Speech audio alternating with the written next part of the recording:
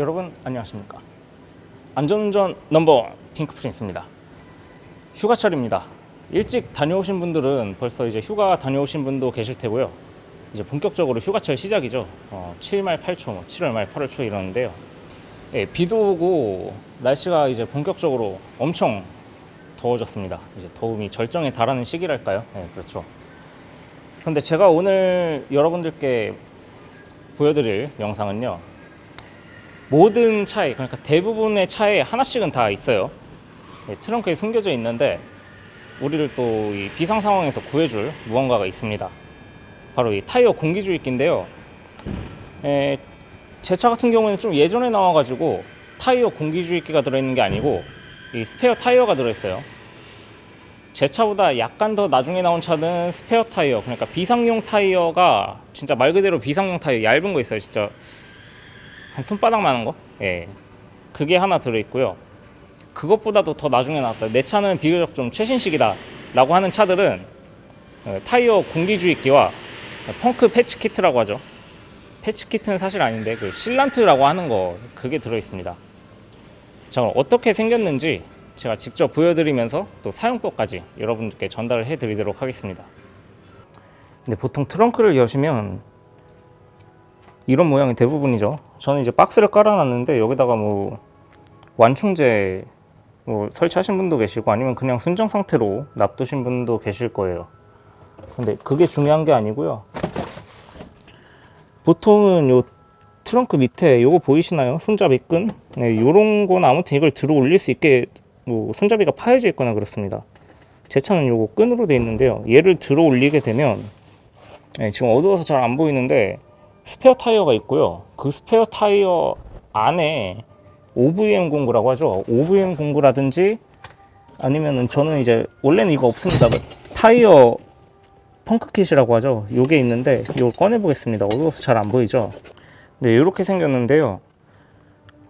지금 제 차 같은 경우에는 좀 예전에 나왔기 때문에 스페어 타이어가 포함이 되어 있습니다. 네, 스페어 타이어가 포함이 되어 있고, 이 스페어 타이어도 좀 나중에 나온 차량 같은 경우에는 그 원래 차종의 순정 상태 휠이라고 하죠. 그게 아니라 그 비상용 휠, 좀 얇은 거, 좀 많이 얇은 거, 그게 들어 있습니다.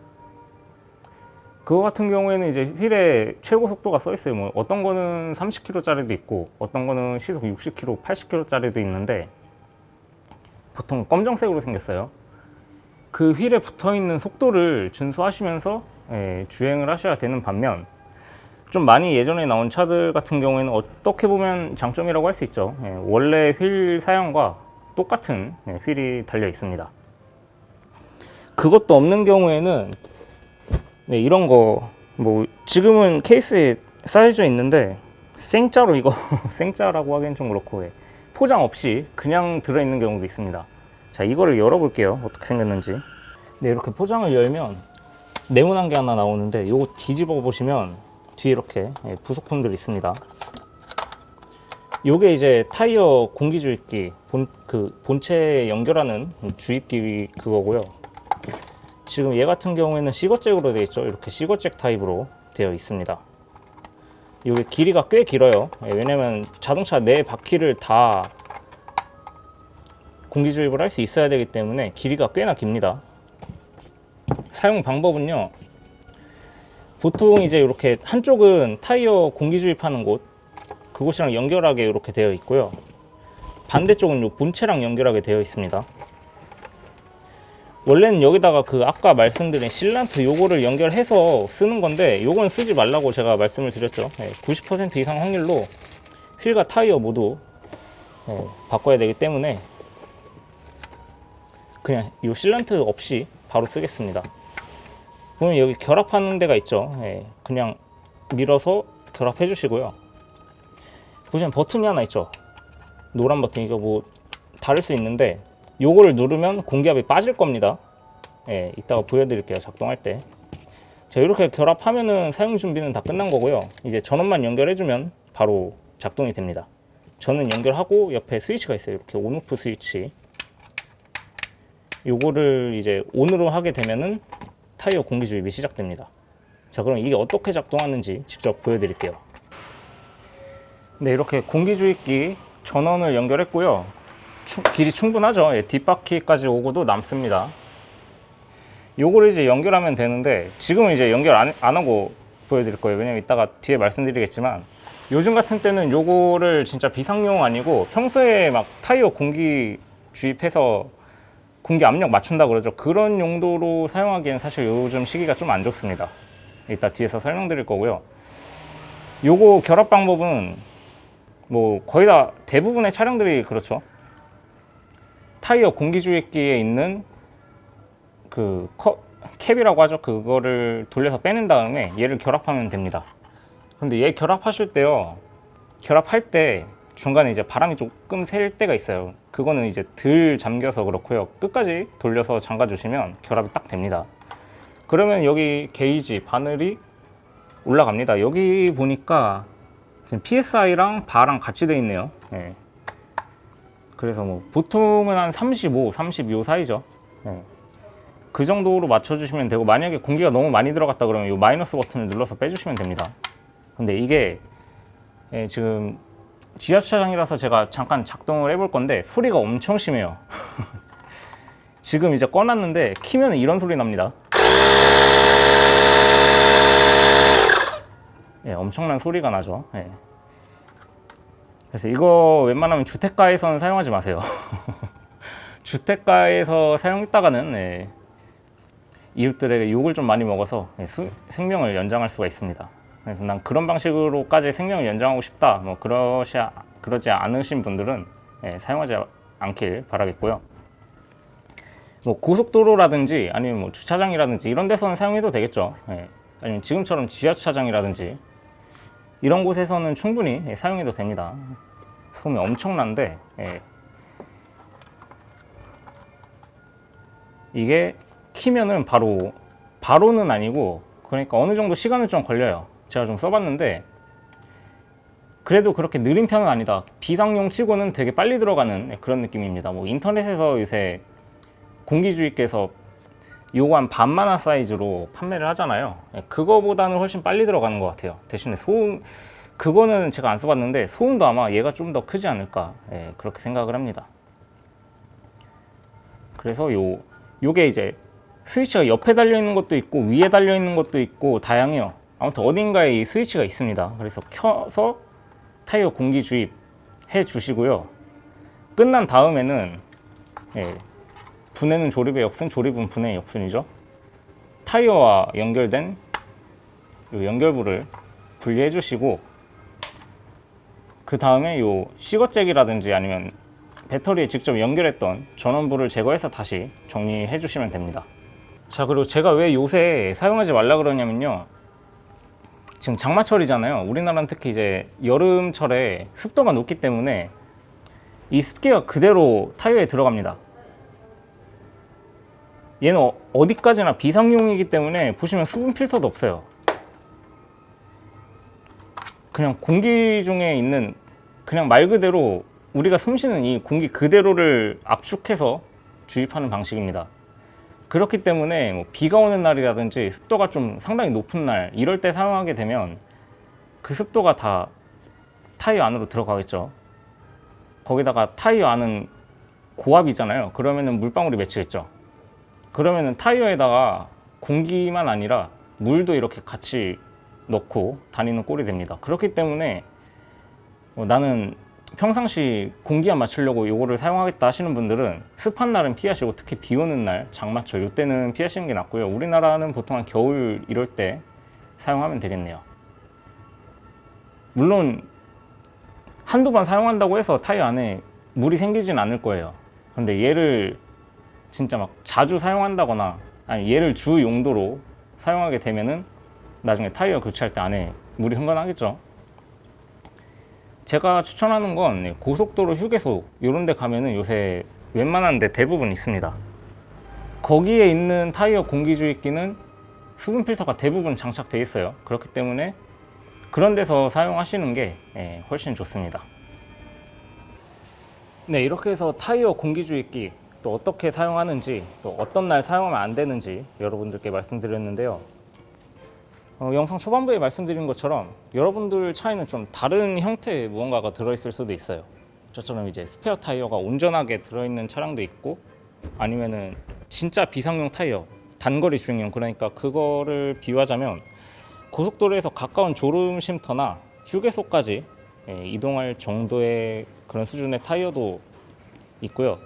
아니면 그 두 개 다 없이 그 영상에 보여드린 것처럼 타이어 공기주입기와 실란트라는 거, 그게 같이 대부분 들어있을 겁니다. 비교적 이제 최근에 뽑은 차에는, 최근이라고 할 수도 없죠. 그게 제 차가 좀 이제 횟수로 따지면 20년을 향해 가니까요. 대부분의 차량에는 아마 공기주입기 그 세트가 들어있을 겁니다. 근데 아까도 말씀드렸지만 그 실란트는 웬만하면 사용하지 마세요. 차라리 보험을 부르고 기다리세요. 그 실란트는 진짜 내가 뭐 산속이나 뭐 오지를 갔다 그러는데 그때 마침 타이어에 구멍이 나서 보험도 못 부른다, 레카도 못 들어온다, 그럴 때 이제 사용하시는 게 낫고요. 그 실란트를 쓴 휠 타이어 뜯어보면 이거 상태가 정말 안 좋습니다. 어느 정도로 안 좋냐면요, 타이어는 뭐 어차피 파손이 됐으니까 교체한다 치지만 휠까지 교체해야 되는 그런 경우가 발생할 수가 있어요. 이거 휠이 여러분 생각보다 많이 비쌉니다. 순정휠이 이제 제 차는 15인치 들어갔는데 요새 대부분 경차도 15인치 들어가더라고요. 보통 이제 좀 승용차 이러면은 16인치부터 시작이고, 물론 좀 원가 절감을 한 일부 차량 같은 경우에는 15인치 들어가는 경우도 있더라고요. 그런 경우를 제외한다면 대부분 휠값이 만만치 않습니다. 그렇기 때문에 그 실란트라고 하는 거는 웬만하면 사용하지 마시고요. 그리고 사용하시게 된다 하더라도 그 통에 보시면 유통기한이 있어요. 이렇게 식품이랑 비슷하게 언제까지 사용할 수 있다. 그거 넘기면은 그냥 그거는 미련 없이 폐기하시고요. 아니면은 차라리 그 지렁이라고 하는 거 있죠. 그거를 하나 구비해서 갖고 다니시는 게 어쩌면 도움이 될 수도 있어요. 난 진짜 보험 부르는 거 귀찮다, 내지는 나는 그 보험 부르는 거 그거는 뺐다, 뭐 긴급 출동 그거 지렁이 떼어주는 거는 뺐다, 뭐 이러시는 분들은 그거를 하나씩 직접 구비해서 다니는 것도 방법일 수도 있겠네요. 아무튼 간에 뭐 이번 휴가철을 제외하고 그냥 항상 평상시에 여러분들에게는 아까 그 보여드렸던 타이어 공기주입 키트와 뭐 비상용 스페어 타이어, 아니면 여분의 휠 타이어, 이런 것들을 사용하지 않는 그런 상황이 오길 바라면서, 그거를 사용해야 되는 상황이 오면 안 되겠죠. 그거 사용할 일 없기를 바라겠습니다. 저도 아직 저거를 직접 그 비상 용도로 사용해 본 적은 없어요. 제가 저걸 언제 사용했냐면요, 휠 타이어 이제 타이어 한쪽이 자꾸 공기압력이 세길래 정비소 가서 이거 타이어 샌다 그랬더니 휠이 이제 오래되다 보니까 부식이 돼서 공기가 조금씩 샌대요. 그래서 휠을 교체하는 거는 무리고, 교체하는 건 비용도 많이 나오니까 한번 연마를 해서 탄 다음에, 연마를 했을 때도 이제 공기압력이 계속 떨어지면 그때 휠을 바꿔보자 하시더라고요. 그래서 이제 그때 한번 휠 맡겨두고, 제 차 같은 경우에는 온전한 형태의 그 스페어 타이어가 있잖아요, 비상용 타이어가. 그래서 그걸로 이제 장착하고 한 달 정도 탔나? 한두 달 정도 탔는데 아주 요긴하게 사용했습니다. 만약에 제 차에 뭐 온전한 그 형태의 타이어가 아니라 뭐 스페어 타이어가 들어있다든지 비상용 타이어, 아니면은 공기주입 키트만 들어있었다면은 며칠간 운행 못했을 거예요. 상당히 불편하겠죠. 그렇기 때문에 어떻게 보면은 이 온전한 형태의 휠 타이어가 가장 좋을 수도 있어요. 물론 이제 흔한 경우는 아니지만 그렇습니다. 아무튼 어느 게 좋다고 말할 수는 없어요. 타이어 키트, 수리 키트가 들어있는 게 나는 좋다 하시는 분도 계실 거고, 아니면 나는 원래 휠 타이어가 들어있는 게 좋다라고 하시는 분도 계실 거고, 어떤 사람들은 무게 때문에라도 나는 그 비상용 타이어 얇은 거 들어있는 게 좋다 뭐 하시는 분도 계신데, 이거를 빼놓고 다니는 분도 간혹 계시더라고요. 왜냐면 뭐 무게 늘어나가지고 나는 연비 때문에 차라리 보험 부를 거다 하면서 빼놓고 다니시는 분도 계신데, 그러지는 않는 게 낫겠죠. 언제 어디서 사고가 일어날지 모르기 때문에 저도 저걸 사용하게 될 줄 누가 알았겠습니까? 그렇기 때문에 여러분, 저거는 절대 이제 빼놓고 다니지 마시고요. 공간도 차지를 그렇게 안 하죠. 왜냐면 트렁크 공간 따로 있고 그 밑에 이제 있는 거니까. 예. 이걸 뭐 연비 때문에 아니면 공간 때문에 이렇게 빼놓고 다니시는 경우가 없었으면 좋겠습니다. 자, 그럼 오늘 영상은 여기까지 하고요. 뭐 벌써 휴가를 다녀오신 분도 계실 테고 이제 본격적인 휴가철 계획 세우시는 분도 계실 텐데, 아니면 나는 이번 휴가는 못 간다, 그런 경우도 있겠죠. 모쪼록 사고 없이 즐거운 휴가 되셨으면 좋겠습니다. 그럼 저는 다음에 또 더 좋은 영상, 유익한 영상으로 돌아올 거고요. 아마 조만간 또 주행 영상을 하나 찍을까 말까 지금 고민 중인데 아무튼 더 유익한 영상으로 돌아오도록 하겠습니다. 자, 지금까지 시청해주신 여러분 감사하고요. 뭐 구독과 좋아요 마음에 들면 눌러주시고, 그리고 제가 댓글을 보니까 좀 말도 안 되는 댓글을 올리시는 분들이 간혹 계시더라고요. 아마 장난이겠죠? 뭐 교통법규 위반을 이렇게 살짝 조장하는 그런 댓글이 있는데, 뭐 그럴 수도 있겠죠. 뭐 보는 입장에서 답답할 수도 있어요. 뭐 교통법규라는 거 사실 저는 남이 어떻게 하건 상관 안 하거든요. 저는 그냥 지킵니다. 뒤에서 난리를 치건 뭐라건 대신에 이제 차로는 확실히 지키죠. 1차로에서 정속주행 쭉 간다거나 뭐 이러진 않습니다. 저보다 빠른 차가 뒤에서 온다 그러면 좀 오른쪽으로 비키고, 아니면 저 차가 엄청 승질 급하게 온다, 내 오른쪽으로 이미 차선 바꿔서 오고 있다 그러면 가만히 그 차 지나간 다음에 이제 비켜주고 뭐 이런 식으로 교통법규를 최대한 지키면서 동시에 이제 다른 차의 통행에 전혀까지 아니고 최대한 방해를 안 주는, 방해 안 되는 그런 방식으로 운전을 하고 있는데, 그래요. 뭐 사실대로 얘기를 하자면 교통법규를 위반하는 차량들이 대다수죠. 최고 시속 100km인 도로에서 100으로 가는 차들 잘 없어요. 보통 이제 110, 120 막 이렇게 달리시는데, 아무튼 저는 교통법규 끝까지 준수하면서 안전하게 다니겠습니다. 자, 그럼 여기까지 진짜 영상을 끝내도록 하겠습니다. 이것도 뭐 어떻게 하다 보니까 길어졌는데 다음엔 더 짧게 줄여볼게요. 쉽진 않을 것 같은데 아무튼 그렇게 하겠습니다. 그리고 제 차가 이제 좀 있으면 20년, 2004년에 뽑았으니까 올해로 19년, 내년에 20년인데 한번 이제 20년 동안 어떻게 변화가 있었는지 그것도 한번 다뤄보려고 해요. 그래서 그건 한 내년에 영상을 올릴 텐데 그때까지 기다려 주시면 감사하겠습니다. 저는 진짜 영상 여기서 끝내도록 하겠습니다. 감사합니다.